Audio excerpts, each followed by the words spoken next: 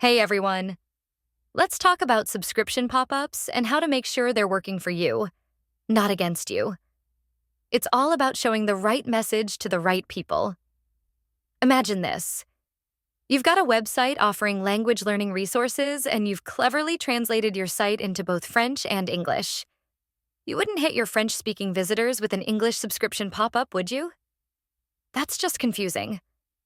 Here's where targeting swoops in to save the day. Let's talk about two main ways you can target your pop-ups. First, we have global targeting rules.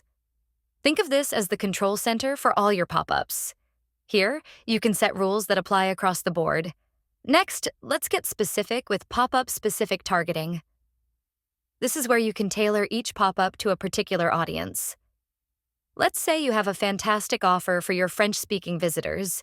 You can use page-level targeting to ensure that offer only pops up on your French language pages. Or imagine you want to focus on growing your subscriber base in Canada. With geo-targeting, you can make sure your pop-ups are only shown to visitors from Canada.